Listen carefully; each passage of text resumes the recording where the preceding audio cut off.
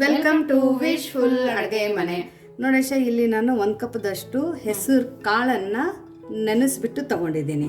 ಹೆಸರು ಕಾಳು ಅಟ್ಲೀಸ್ಟ್ ನೀವು ಒಂದು 6 ಅವರ್ ನೆನೆಸಿರ್ಬೇಕು. ರಾತ್ರಿ ನೆನೆಸಿದ್ರೆ ಬೆಳಗ್ಗೆ ಮಾಡ್ಕೋಬಹುದು. ಸೊ ಇವತ್ತು ನಾವು ಈ ಹೆಸರು ಕಾಳಿಂದ ಒಂದು ಒಳ್ಳೆ ರೆಸಿಪಿನ ಮಾಡೋಣ. ಯಾಕಂದ್ರೆ ಯೂಶ್ವಲಿ ಹೆಸರು ಕಾಳು ಮಕ್ಕಳಿಗೆ ಸ್ಪ್ರೌಟ್ಸ್ ಕೊಟ್ಟಿದ್ರು ತಿನ್ನಲ್ಲ, ಪಲ್ಯ ಮಾಡಿದ್ರು ತಿನ್ನಲ್ಲ. ಸೊ ಎನಿ ಹೌ ನಾವು ಯಾವುದಾದ್ರೆ ಒಂದು ಬೇರೆ ವೈಯಿಂದ ಮಕ್ಕಳಿಗೆ ನಾವು ಇದನ್ನ ಪ್ರೋಟೀನ್ ಅನ್ನ ತಲುಪಿಸ್ಬೋದು ಅವ್ರ ಬಾಡಿಗೆ. ಸೊ ಯಾವ ತರ ನಾವು ಇದನ್ನ ಮಾಡೋದು ಅಂತ ನೋಡೋಣ. ಸೊ ನೋಡಿ, ಇವಾಗ ಇದು ಹೆಸರು ಕಾಳನ್ನ ಇಲ್ಲೊಂದು ಮಿಕ್ಸಿ ಜಾರನ್ನು ತಗೊಳ್ಳೋಣ. ಸೊ ಈ ಮಿಕ್ಸಿ ಜಾರ್ ಒಳಗಡೆ ನಾವು ಏನು ನೆನೆಸಿಟ್ಕೊಂಡಿದ್ವಲ್ಲ ಹೆಸರು ಕಾಳು ಅದನ್ನ ಹಾಕೊಳ್ಳೋಣ. 1 ಕಪ್ ಹೆಸರು ಕಾಳು ಇದ್ರೆ ಸಾಕು. ನೋಡಿ, ನಾವು ಇದೇ ಮಿಕ್ಸಿ ಜಾರ್ಗೆ 3 ಹಸಿಮೆಣಸಿನಕಾಯಿನ ಸೇರಿಸ್ಕೊಳ್ತಾ ಇದ್ದೀನಿ.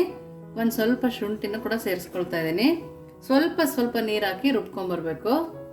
ನೋಡಿ, ಇವಾಗ ನಾನು ರುಬ್ಕೊಂಬರ್ತೀನಿ. ನೋಡಿ, ನಾನು ಈ ಥರ ರುಬ್ಕೊಂಬಂದಿದ್ದೀನಿ. ನಾನು ಇದಕ್ಕೆ 1 ಬೌಲ್ ಆಗೋಷ್ಟು ಚಿರೋಟಿ ರವೆನ ಸೇರಿಸ್ಕೊಳ್ತಾ ಇದ್ದೀನಿ. ನೋಡಿ, 1 ಬೌಲ್ ಇದೆ ಕರೆಕ್ಟಾಗಿ. ನೋಡಿ, 1/4 ಬೌಲ್ ಆಗೋಷ್ಟು ಮೊಸರನ್ನ ಸೇರಿಸ್ಕೊಳ್ತಾ ಇದ್ದೀನಿ. ನೋಡಿ, ಇನ್ನೊಂದು ಬೌಲ್ ಆಗೋಷ್ಟು ಅಕ್ಕಿ ಹಿಟ್ಟನ್ನು ಕೂಡ ಸೇರಿಸ್ಕೊಳ್ತಾ ಇದ್ದೀನಿ. ಇದಕ್ಕೆ ಕೊತ್ತಂಬರಿ ಸೊಪ್ಪು ಹಾಕೋಣ ಕೊತ್ತಂಬರಿ ಸೊಪ್ಪು ಆಮೇಲೆ ಹಾಕೋಣ, ಆಮೇಲೆ ಚೆನ್ನಾಗಿರುತ್ತೆ.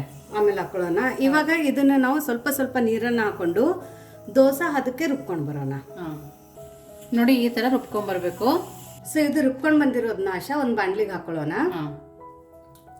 ನೋಡಿ, ಇದು ತುಂಬಾ ನೈಸ್ ಆಗಿ ಪೇಸ್ಟ್ ಆಗಿದೆ. ನೋಡಿ, ಈ ತರ ಸಣ್ಣದಾಗಿ ರುಬ್ಕೊಂಡ್ಬರ್ಬೇಕು. ನೋಡಿ, ರುಬ್ಬಿರೋದ್ರಲ್ಲಿ ನೊರೆ ಕೂಡ ಕಾಣ್ತಾ ಇದೆ. ಈ ತರ ನೀಟಾಗಿ ನೀರು ಹಾಕಿ ರುಬ್ಕೊಂಡ್ಬರ್ಬೇಕು. ನೀವು ದೋಸೆಗೆ ಹೇಗೆ ರುಬ್ಕೋತೀರಾ ಸೇಮ್ ಅದೇ ಕನ್ಸಿಸ್ಟೆನ್ಸಿಯಲ್ಲಿ ನಾವು ರುಬ್ಕೊಂಡು ಬರಬೇಕು. ಸೊ ನೋಡಿ, ಅದೇ ಮಿಕ್ಸಿ ಜಾರಕ್ಕೆ ನಾನು ಒಂದು ಸ್ವಲ್ಪ ನೀರನ್ನು ಹಾಕೋತಾ ಇದ್ದೀನಿ. ತುಂಬ ತಿಳು ಮಾಡ್ಕೋಬೇಡಿ, ಬ್ಯಾಟರು ಸ್ವಲ್ಪ ಥಿಕ್ಕಾಗಿಯೇ ಇರಲಿ. ಇವಾಗ ಇಲ್ಲಿ ರುಚಿಗೆ ಉಪ್ಪನ್ನು ಹಾಕೊಳ್ಳೋಣ. ಒಂದು ಸ್ವಲ್ಪ ಕುಕ್ಕಿಂಗ್ ಸೋಡಾ, ಅಡುಗೆ ಸೋಡಾನ ಹಾಕೊಳ್ಳೋಣ.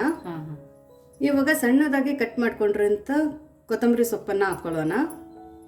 ಇವಾಗ ನೋಡಿ, 1 ಚಿಟಿಕೆ ಅರಿಶಿಣ, ಇದರಿಂದ ತುಂಬ ಒಳ್ಳೆ ಕಲರ್ ಬರುತ್ತೆ. ಇದೆಲ್ಲ ನಾವು ನೀಟಾಗಿ ಮಿಕ್ಸ್ ಮಾಡ್ಕೊಳ್ಳೋಣ.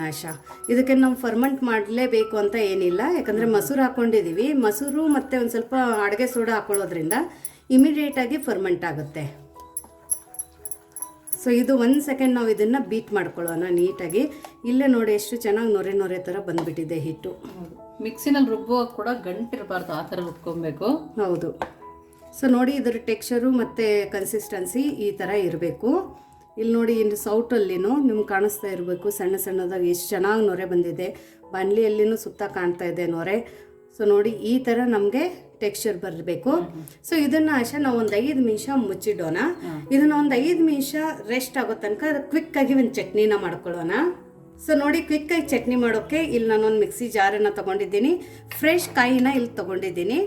ನೀವು ಇಲ್ಲಿ ಫ್ರೆಶ್ ಕಾಯಿನೇ ತಗೊಳ್ಳಿ, ಇದರಿಂದ ತುಂಬ ಒಳ್ಳೆ ಫ್ಲೇವರು ಮತ್ತು ಟೇಸ್ಟ್ ಬರುತ್ತೆ. ಇವಾಗ ಇದಕ್ಕೆ ಹುರ್ಗಡ್ಲೆನ ಹಾಕೊಳ್ಳೋಣ. 1 ಹಿಡಿ ಹುರ್ಗಡ್ಲೆ ಇದ್ರೆ ಸಾಕು. ಇಲ್ಲಿ 1-2 ಹಸಿಮೆಣಸಿನ್ಕಾಯಿನ ಹಾಕೊಂಡಿರೋದು, ಸ್ವಲ್ಪ ಶುಂಠಿ ಮತ್ತು ಇಲ್ಲಿ 1-2 ಬೆಳ್ಳುಳ್ಳಿನ ಹಾಕೋತಾ ಇದ್ದೀನಿ. ರುಚಿಗೆ ಉಪ್ಪು, ಸ್ವಲ್ಪ ಕರಿಬೇವನ್ನ ಹಾಕೊಳ್ಳೋಣ, ಸ್ವಲ್ಪ ಕೊತ್ತಂಬರಿ ಸೊಪ್ಪು. ಇಷ್ಟೂ ನಾವು ಸ್ವಲ್ಪ ನೀರು ಹಾಕ್ಕೊಂಡು ಗಟ್ಟಿಯಾಗಿ ಕಾಯಿ ಚಟ್ನಿನ ರುಬ್ಕೊಂಡು ಬರೋಣ. ನೋಡಿ, ಈ ಥರ ಗಟ್ಟಿಯಾಗಿ ರುಬ್ಕೊಂಡ್ಬರ್ಬೇಕು. ಪ್ರತಿಭಾ, ಇದಕ್ಕೇನು ಒಗ್ಗರಣೆ ಇಲ್ವಾ? ಒಗ್ಗರಣೆ ಏನು ಬೇಕಾಗಿಲ್ಲ ಈ ಚಟ್ನಿಗೆ. ಹಿಂಗೆ ತುಂಬಾ ಚೆನ್ನಾಗಿರುತ್ತೆ ಕಾಯಿ ಚಟ್ನಿ. ನಮ್ಮ ಹಾಸನ ಕಡೆ ಕಾಯಿ ಚಟ್ನಿ ಇದೇ ತರ ಮಾಡೋದು. ಬಟ್ ಇದಕ್ಕೊಂದು ಸ್ವಲ್ಪ ಜೀರಿಗೆ ಹಾಕೊಳ್ತೀವಿ. ಹೌದಾ? ನಾವು ಇದಕ್ಕೆ ಹಾಕಿಲ್ಲ. ಸೊ ನಿಮ್ಗೆ ಬೇಕಂದ್ರೆ ಜೀರಿಗೆನೂ ಸೇರಿಸ್ಕೊಳ್ಳಿ. ಸೊ ಇವಾಗ ಹಿಟ್ಟು ಫರ್ಮೆಂಟ್ ಆಗಿದೆ, ನೋಡೋಣ. ಸೊ ನೋಡಿ, ಚಟ್ನಿ ಆಗೋ ತನಕ ಹಿಟ್ಟು ಸಹ ನೆಂದಿದೆ. ಇವತ್ತು ನಾವು ಏನ್ ಮಾಡೋಣ, ಇವತ್ತು ಸೌಟಿಂದ ದೋಸೆ ಹಾಕೋದು ಬೇಡ. ಇವತ್ತೇ ನಾವು ಬಟ್ಲಿಂದ ದೋಸೆನ ಹಾಕೊಳ್ಳೋಣ. ಸೊ ನೋಡಿ, ಇವತ್ತು ನಾನು ನಿಮಗೆ ದೋಸೆ ಹಾಕೋದನ್ನು ತೋರಿಸ್ತೀನಿ. ನೋಡಿ, ಇಲ್ಲಿ ಹೆಂಚನ್ನು ಬಿಸಿ ಮಾಡೋಕೆ ಇಟ್ಕೊಂಡಿರೋದು. ಸೊ ಹೆಂಚು ನೋಡಿ, ಇಲ್ಲಿ ನೀರು ಹಾಕಿದ ತಕ್ಷಣ ಈ ಥರ ಗುಳೆ ಬರಬೇಕು. ಇಷ್ಟು ಚೆನ್ನಾಗಿ ಇದನ್ನು ಬಿಸಿಯಾಗಿರಬೇಕು. ಸೊ ಇದನ್ನು ಒರೆಸ್ಕೊಳ್ಳೋಣ. ಒರೆಸ್ಬಿಟ್ಟು ಇವಾಗ ಇದ್ರ ಒಳಗಡೆ ನಾವು ದೋಸೆನ ಹಾಕೊಳ್ಳೋಣ. ನಿಮಗೆ ಎಷ್ಟು ತಿಳಿವು ಬೇಕು ಅಷ್ಟು ತಿಳಿವು ಇಲ್ಲಿ ದೋಸೆನ ಹಾಕೋಬಹುದು. ಸೊ ನೋಡಿ, ಎಷ್ಟು ಚೆನ್ನಾಗಿ ಬರ್ತಾ ಇದೆ. ಫ್ಲೇಮನ್ನು ನಾನು ದೋಸೆ ಹಾಕೋಬೇಕಾದ್ರೆ ಲೋಲ್ಲಿ ಇಟ್ಕೊಂಡಿದ್ದೆ ಇವಾಗ ಫ್ಲೇಮನ್ನು ಹಾಯಲ್ಲಿ ಇಟ್ಕೊಳ್ಳೋಣ. ಇದ್ರ ಮೇಲೆ ಒಂದು ಸ್ವಲ್ಪ ಎಣ್ಣೆನ ಹಾಕೊಳ್ಳೋಣ. ನಿಮ್ಮ ಹತ್ರ ಬೆಣ್ಣೆ ಇದ್ದರೆ ಬೆಣ್ಣೆನೂ ಹಾಕೊಳ್ಳಿ. ನಾನಿಲ್ಲಿ ತುಪ್ಪ ಹಾಕೋತಾ ಇದ್ದೀನಿ.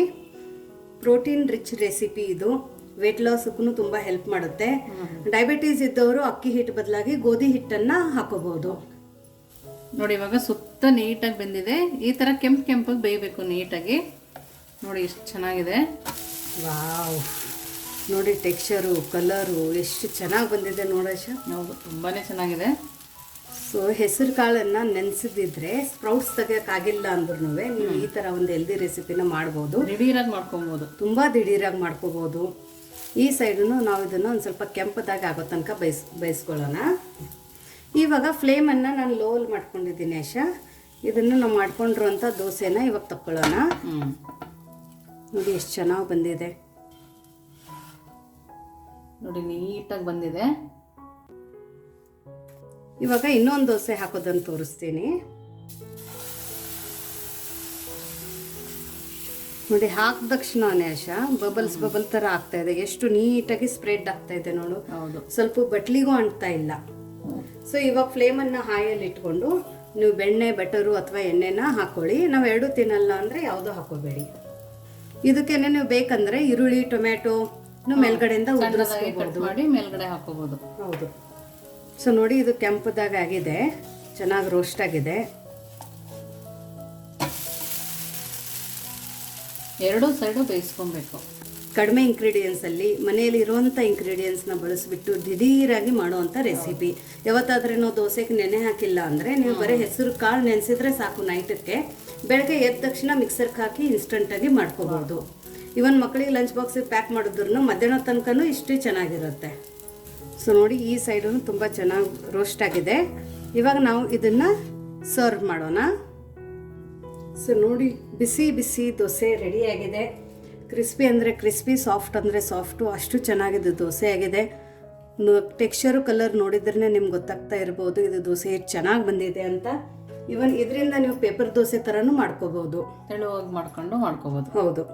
ಸೊ ಇದ್ರ ಜೊತೆ ಇವಾಗ ಚಟ್ನಿನ ಹಾಕಿಬಿಟ್ಟು ತಿಂತಾ ಇದ್ದರೆ ಮಕ್ಕಳು ಹೆಲ್ದಿ, ಮನೇಲಿ ಏನೂ ತಿನ್ನಲ್ಲ ಜಂಕ್ ತಿಂತಾರೆ ಅಂತ ಯಾರ್ದಾದ್ರೆ ಕಂಪ್ಲೇಂಟ್ಸ್ ಇದ್ದರೆ ಈ ಥರ ಹೆಲ್ದಿ ನೀವು ದೋಸೆನ ಮಾಡಿಕೊಡಿ. ಮಕ್ಕಳು ತುಂಬ ಇಷ್ಟಪಟ್ಟು ತಿಂತಾರೆ. ಚಟ್ನಿ ಬೇಡ ಅಂದರೆ ಕೆಚಪ್ ಜೊತೆ ತಿನ್ನಿ ಅಥವಾ ಹಾಗೇನೂ ತಿನ್ಕೋಬೋದು. ಸೊ ತುಂಬ ಸಾಫ್ಟಾಗಿ ತುಂಬ ಚೆನ್ನಾಗಿ ದೋಸೆ ಬಂದಿದೆ. ನೋಡೋಶ ಹೇಗಾಗಿದೆ ಅಂತ. ತುಂಬ ಕ್ರಿಸ್ಪಿಯಾಗಿ ಮಸಾಲ ದೋಸೆ ಥರ ಇದೆ. ಹೌದಾ, ತುಂಬಾನೇ ಚೆನ್ನಾಗಿದೆ. ಆ ತುಪ್ಪಿನ ಘಮ, ಹೆಸರು ಕಾಳು ಹಾಕಿದ್ದೀವಿ ಅಂತ ಆ ಫ್ಲೇವರು ಕೂಡ ಬರ್ತಾ ಇಲ್ಲ, ಬರಲ್ಲ. ತುಂಬ ಚೆನ್ನಾಗಿದೆ, ಅಷ್ಟು ಚೆನ್ನಾಗಿದೆ. ಈ ಹೆಸರು ಕಾಳು ದೋಸೆ ಜೊತೆ ಈ ಕಾಯಿ ಚಟ್ನಿ ಕಾಂಬಿನೇಷನ್ನು ತುಂಬ ಸಖತ್ತಾಗಿದೆ. ಇದೇ ಥರ ಮಾಡ್ಕೊಂಡು ತಿನ್ನಿ, 100% ಎಲ್ಲರಿಗೂ ಇಷ್ಟ ಆಗುತ್ತೆ.